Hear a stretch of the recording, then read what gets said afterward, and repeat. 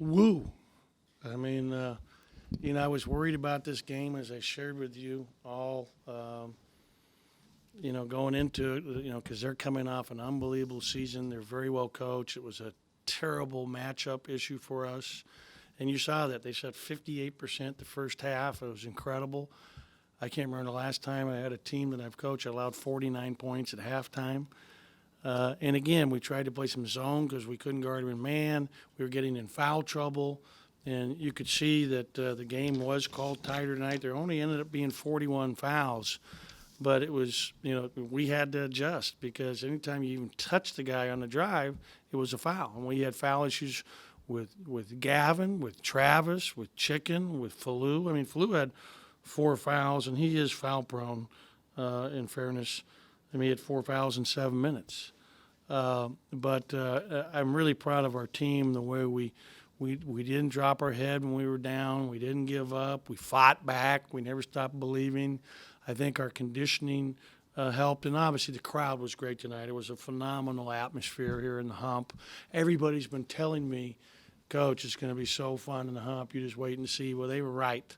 It's really, really a special place, and I was so happy for our fans. They were fired up tonight, and we were really good offensively in transition in particular. Our transition offense, I mean, if you look at 106 points, I bet we have half of them or 40% of them in transition. And Gavin Ware, was tremendous tonight. He kept us in the first half because what was our biggest deficit in the first half? 10. So, I mean, we were fighting deficits in both halves. And, again, you credit our guys. You credit their toughness. You credit their belief in each other and what we're doing. But Gavin gets a double-double. Tremendous game for him tonight. Travis Daniels, I thought, did a great job.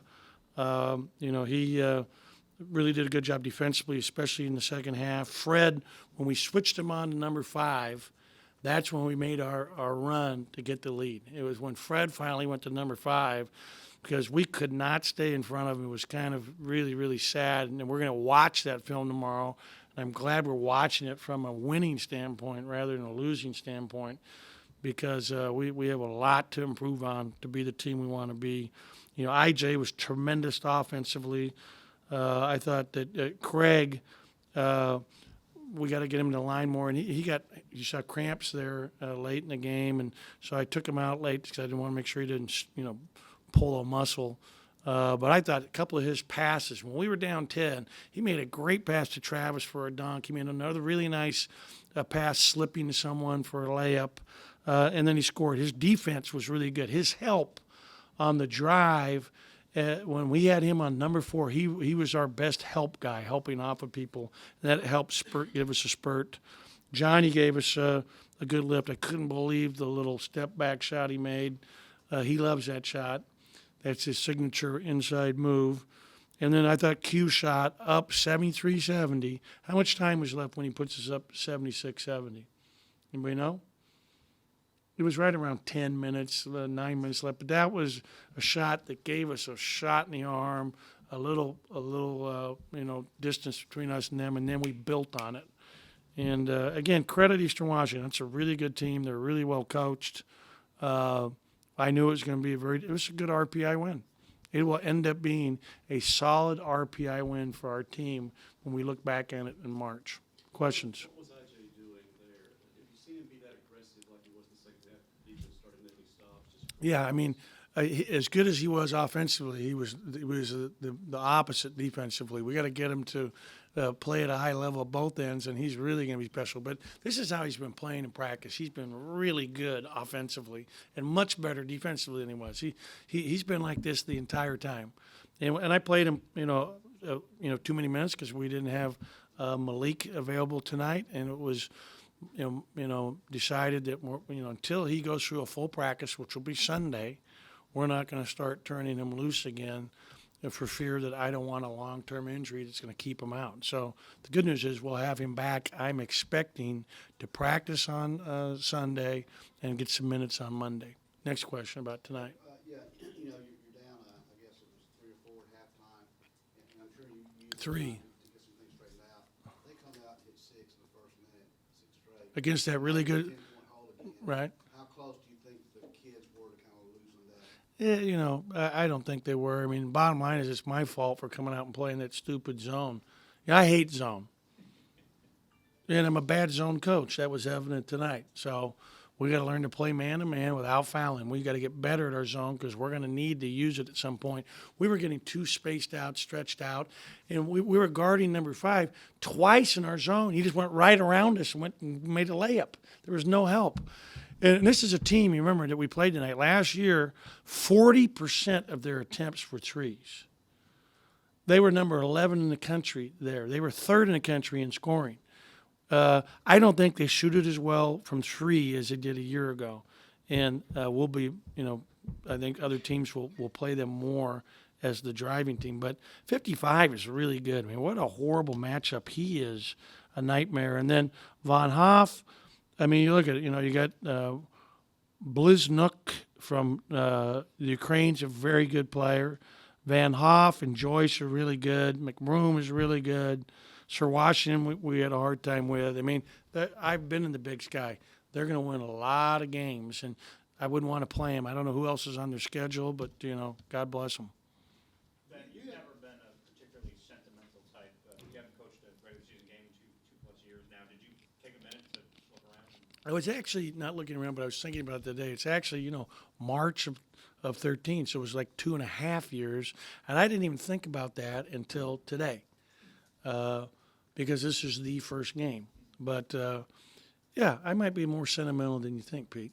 I was, you know, really excited. I have, you know, 2 former players from Northern Arizona, Big Sky guys, there tonight that are here with, and I had the guy who taught me how to play basketball and his 2 kids. And so I had a number of friends, another friend from Santa Barbara who's a coach.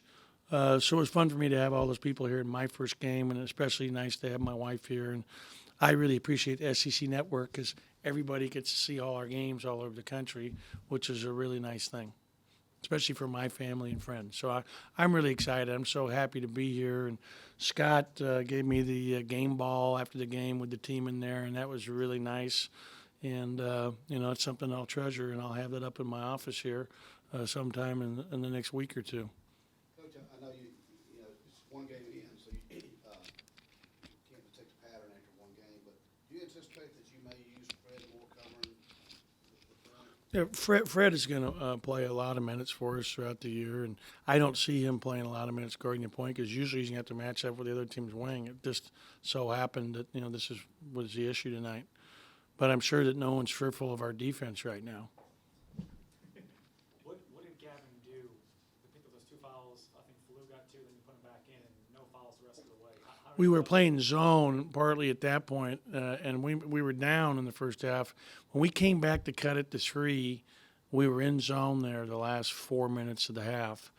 And when we keep stats, in the first half they were they either scored or got fouled 6 of the 14 possessions we were in zone. It was much worse than the man. That's why we started out in zone the second half. It wasn't just happen chance. But then they really, you know, I mean, like 44, we're making him dribble to a shot. He's supposed to bounce it, and we let him shoot right in our face in the zone. I'm more comfortable in man-to-man, and so I decided, you know, we just got to get, you know, they scored, like he said, 6 points in about a minute. And one of them was off a bad turner from IJ and a bad turner from Chicken. Chicken passed the ball. Instead of sprinting back, he tried to jump in the air, you know, where if you miss, which is most likely, they get a layup. So we'll learn from these mistakes. We'll watch them. We'll probably get through 3/4 of the game because we're going to have a 2-hour block tomorrow to watch the game, and that's all we're doing. We're going to let these guys heal because we got to come back Sunday with a short practice and get ready for Monday's game, and then we're heading out to Puerto Rico on Tuesday. But this was huge, especially the way we won tonight, to come back down twice in both halves by 10 and to have that kind of fight. You know, I'm really proud of the kids and the guys. That they showed a lot of heart. Where do you think that heart comes from? I know IJ and I think Gavin both said maybe last year they kind of fall apart at the end. What have you seen through the summer that shows that they have that heart and they changed? Well, I just think that, first of all, they played very well against UAB. We played really well against Fort Valley. I think they believe in what we're doing. I think that our strength coach and conditioning and performance coach, David Dietz, has done an incredible job. You know, 'cause our conditioning was good tonight. Our conditioning showed he's done a great job getting these guys in good condition, you know, and eating right and thinking about it and really focusing on taking care of themselves. Our whole key, knock on wood, is just to stay healthy, and we're going to keep getting better. We're going to keep growing as a team. This was a good step for us tonight. Any other questions? What did you see from Q? What we talked about is UAB game with 9 turnovers, and then its exhibition, he's really good. Tonight, only 2 turnovers. How has he been able to cut those down? What have you seen from him? Well, in the game against UAB, he was all point guard and didn't play anything off the ball. I just love his poise.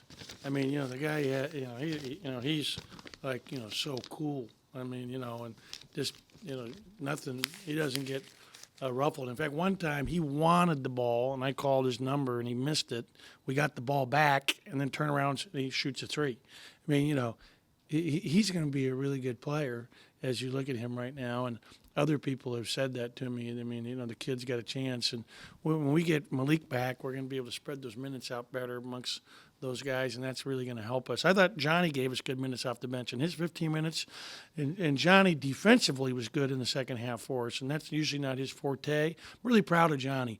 Johnny was all about the team tonight. When he comes out, he's firing everybody else up. I mean, really, really happy for him too, and you know, all the kids on the team, but excited for Johnny because he's really a good kid.